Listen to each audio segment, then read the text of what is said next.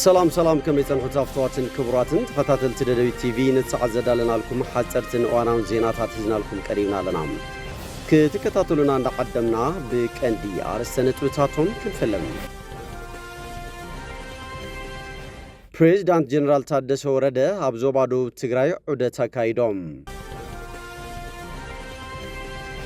هاجراو ملقا فتنا 12 كفلي كاب 23 سنة كساب شومنت حملة 2017 عام تمرت كم زوحاب تقليتو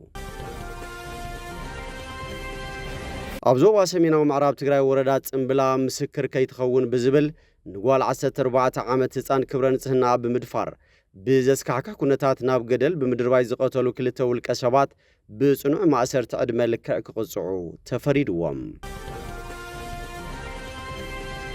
بسنك حدقا ترافيك زطفي وتيخون نبرت دون مبال كل زملكوتا أكال تخورتي وكسر حالو كم زقبع تقليتو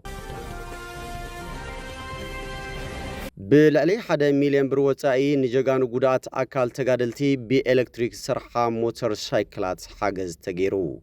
ناب زرزرو سيرنا لنا مشعلتاو زيناتات بينيام حدش سناي مكتتال بريزيدنت جنرال تادس ورده أبزوبادو تغراي عودة تاكايدوم بريزيدنت غزيو محدار تغراي ليتنانت جنرال تادس وردن كالوت لعلوت مرحن أورداتات رايا چرچرن رايا عزوان أبزركو بحارستوتن سبحابتن سرح زلو سرحات المعاد عودة تاكايدوم أبسرحات المعاد مسنو استوافر حارستوت أبكواوي أمزول هافتي بأقباو بمتكامن وابرو من ملواتي تعرو مهلوام دما قليتوم أو كل زيجن حصرت قرب مبراهاتن كالوت التواتات تكنولوجين كم زلوهم حاجزون كجبر الله من حاتيتهم نتوم زغرب حطوتات أب كيدن من ملاس بتخورت كم سرح دمام حالا في بيرو حرشان هفتفترون دكتور إياس شبرها قليتهم هاجراو ملكا غفتنا 13 كفلي كاب 23 سنة كسابي شومنت حملة 2017 عام تمرت كوهابيوم نايكل 2017 زمانة تمرت هاجراو ملكا غفتنا 13 كفلي كاب 23 سنة 2017 عام تمرت كساب شومنت حملة 2017 عام تمرت كم زوحاب بيرو تمرت تغراي علاو غيرلوم أبزي فتنا بورقة زفتونو تمهارو تفترو ساينس 21 كساب 22 سنة 2017 عام تمرت كمون تمهارو محبراو ساينس كاب 29 كساب 30 سنة 2017 عام تمرت نابزفتنو اليونيفرسيتي كأتوي أميلوم ببينا مراب كمبيوتر بيزد أونلاين تيستينج زفتونو تفتنتي كام منبر غزون ببمعالتون دا تملالسو أبستمدبلو مفتن مأخل كم زفتنوون قليتوم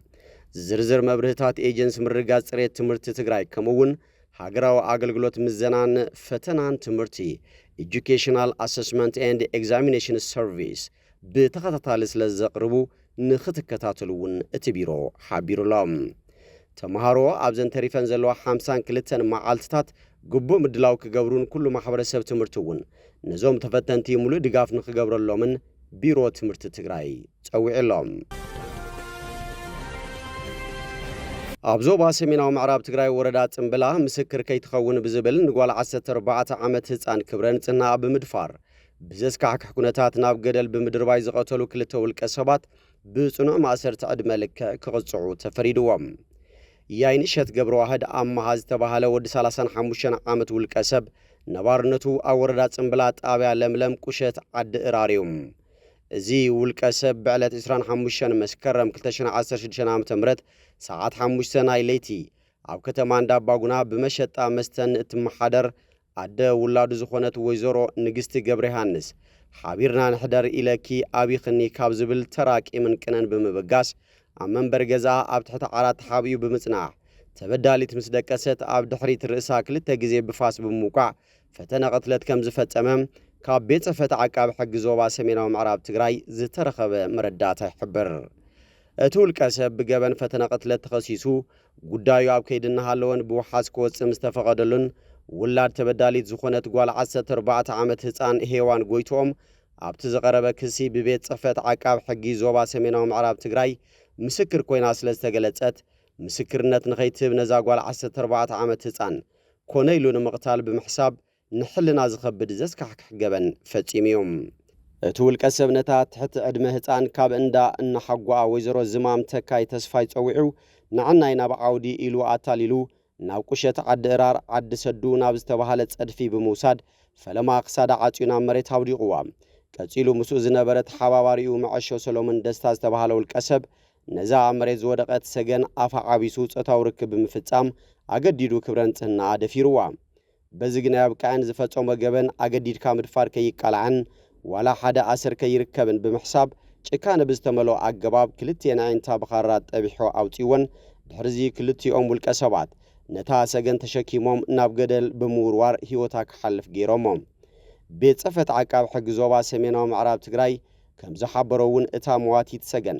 ኣብ ልዕሊያ ብዝተፈጸመ መጥቃዕቲ ኣብ ሕቑያ ኣብ ጸጋማይ ኢዳ ደጋዊ ክፍሊ ጸጋማይ ሸለፋን ቆርበት ርእሳን ብዙሕ ንካእ መጉዳእቲ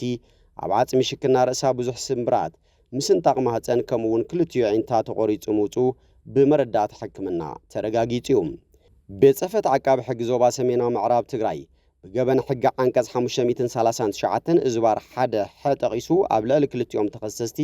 ክሲ ግፍዓዊ ቅትለት ሰብ ዝመስረተ ኮይኑ ነዚ ንምርኣይ ዝተሰየመ ማእኸላይ ቤት ፍርዲ ዞባ ሰሜናዊ ምዕራብ ትግራይ ምድብ መጋባእያ ሽረ እንዳስላሴ ቀዳማይ ተኸሳሲ ያይንሸት ገብረዋህድ ኣመሃም ኣብ ልዕሊ ኣደ ውላዱን ትሕቲ ዕድመ ጓላን ፍጹም ጭካነን ሓደጋኛነትን ብዝተመልኦ መንገዲ ገበን ቅትለትን ፈተነ ቅትለትን ብምፍጻሙ ካልኣይ ተኸሳሲ መዐሾ ሰሎሞን ደስታ ድማ ንትሕቲ ዕድመ ህፃን ብምዕማፅ ዓይንታ ብምውፃን ናብ ገደል ብምድርባይን ብፍጹም ጭካነን ፈቃደኝነትን ህይወታ ክሓልፍ ብምግባሩ ብሓፈሻ ክልቲኦም ውልቀ ሰባት ኮነ ኢሎም ብሕብረትን ኣብ ልዕሊ ትሕቲ ዕድመን ብዘስካሕከ ጭካነ ብዝፈጸምዎ ተግባር ገበነኛታት ኮይኖም ብምርካቦም ንገበነኛታት መምሃሪ ነቲ ካልእ ሕብረተሰብ ድማ መጠንቀቕታ ንክኸውን ብጽኑዕ ማእሰርቲ ዕድመ ልክዕ ክቕጽዑ ከም ዝፈረደም እቲ ቤት ጽሕፈት ወሲኹ ገሊጾም ብሰንኪ ሓደጋ ትራፊክ ዝጠፍእ ህይወት ይኹን ንብረት ደው ንምባል ኩሉ ዝምልከቶ ኣካል ትኹረት ሂቡ ክሰርሓሉ ከም ዝግባእ ተገሊጾም ነዚ ዝተገለጸ ብምትሕባር ቢሮ መጓዓዝያ ትግራይን ኮሚሽን ፖሊስ ትግራይ ቢሮ ሓለዋ ጥዕና ትግራይ ምስ ትግራይ ኣውቶሞቲቭ ብምዃን ህይወትን ኣካልን ንብረትን ነድሕን ብዝብል መሪሕ ሓሳብ ምክልኻል ሓደጋታት ትራፊክን ኣወሃባ ግልጋሎት መጓዓዝያን መሰረት ዝገበረ ክልላዊ ዋዕላ ተኻይዱ እዩ ኣብቲ ዋዕላ ተረኺቦም መልእኽቲ ዘሕለፉ ሓላፊ ቢሮ መጓዓዝያን መራኸብን ትግራይ ኣይተ ታደለ መንግስቱ ከም ዝበልዎም ህይወት ወገናትና ካብ ሓደጋ ትራፊክ ንምድሓንን ስሩዕ ግልጋሎት መጓዓዝያ ንምፍጣር እናተሰርሐ ከም ዝኾነ ብምሕባር ከም ቢሮ ብሰንኪ ኩናት ከቢድ ኩለ መድያዊ ዕንወት ኣጋጢምዎ እዩ ብምባል እዚ ጸገም ቀሪፍካ ናብ ስርዓት ንምምጻእ ምስ መዳርክቲ ኣካላት ብምዃን ከም ዝስራሕ ሓቢሮም ብተወሳኺ ድማ ኣይተታደለም ሕጂ ዘጋጥም ዘሎ ሕፅረት ነዳድን ፖለቲካዊ ቅልውላውን ዘስዕቦ ጸገም ንመስርሕ ትካል ሰፊሕ ክፍተት ከም ዝፈጠረሉ ዝገለጹ ኮይኖም ብሰንኪ እዚ ድማ ሸለልትነትን ትኹረት ዝጎደሎ ናሃሪ ምግናሕ መኪናን ህዝብና ብሰንኪ ሓደጋ ትራፊክ ህይወት ይኸፍል ከም ዘሎ ገሊጾም ንቐጻሊ ድማ እቶም ጸገማት ብዘላቕነት ንምፍታሕ ካብ ላዕሊ ክሳብ ታሕቲ ተዋዲድካ ብምስራሕ ግልጋሎት ትራንስፖርት ብምዕራይ ቁጠባና ንዕብየሉ ኩነታት ምፍጣርን ሓደጋ ትራፊክ ንምክልኻልን ንሕጊ ትራፊክ ተገዛእ ዝኾነ ማሕበረሰብ ንምፍጣር ክስራሕ ከም ዘለዎ ኣመላኺቶም ብልዕሊ 1 ሚልዮን ብር ወጻኢ ንጀጋኑ ጉድኣት ኣካል ተጋደልቲ ብኤሌክትሪክ ዝሰርሓ ሞተር ሳይክላት ሓገዝ ተገይሩ ነባርነቶም ኣብ ሃገር ኣሜሪካ ዝኾኑ ኣይተሓጎስ እዩ ምስ በዓልቲ ገዝኦም ህይወት ተስፋይ ን10 ጀጋኑ ተጋደልቲ ብሓገዝ ብኤሌክትሪክ ዝሰርሓ ሞተር ዘበርከቱ ኮይኖም DMV ፍሬንድስ ኣብ ከባቢ ዋሽንግተን ዲሲ ዝነብሩ ተጋሩ ድማ ሓንቲ ሞተር ኣበርኪቶም ኣለዉ ኣይተሓጎስ እዩ ካብ መስረቲ ማተሰኣ ሓደ ከም ዝኾኑ ዝተሓበረ ኮይኑ ተወካሊ ኣይተሓጎስ እዩ ዝኾኑ ኣይተ ገብረ መስቀል ገብረ ገርግስ ቅድሚ ሕጂ እውን ሓርበኛታት ተጋደልቲ ዝተፈላለዩ ሓገዝ እናገበሩ ከም ዝመጹ ብምሕባር ሕጂ ድማ ልዕሊ 1 ሚልዮን ብር ወጻኢ ብምግባር ን10 ጀጋኑ ሓርበኛታት ከም ዝሓገዙ ገሊጾም ብጅግንነት መስዋዕቲ ዝኸፈልኩም ኢኹም እሞ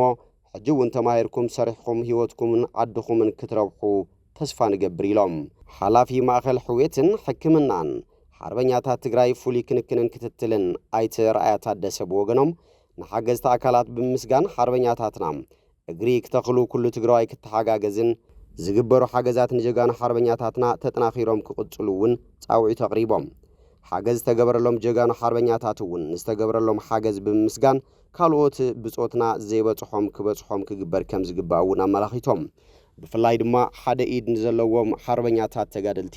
ተሓሳቢ ብምግባር ሓገዝ ክግበር ከም ዝግባእ እዮም ኣመላኺቶም እተን ብኤሌክትሪክ ዝሰርሓ ሞተር ሳይክላት ኣብ ማእኸል ሕውየትን ሕክምናን ፍሉይ ሓርበኛታት ትግራይ ክንክንን ክትትልን ዝርከቡ ተጋደልቲ ተበርኪተን ኣለዋ ሓገዝን ዝገበሩ ኣይተሓጎስ ስዩም ምስ በዓልቲ ገዝኦምን ዲኤምቪ ፍሬንድስ ኣብ ከባቢ ዋሽንግተን ዲሲ ዝነብሩ ተጋሩ ናይ ምስጋና ምስክር ወረቐት ድማ ከም ዝተወሃቦም ንምፍላጥ ተኻይሉሎም እምባር ከስፍትዋትን ክብራትን ተኸታተልቲ ደደቢት ቲቪ ንሰዓት ዘዳልናልኩም ዜናታት ነዚኦም ይመስሉ ስለትምክታልኩም ኣመስጊና ብኻልኦት ሳብ ንራኸብ ሰሰናይና ኣኹም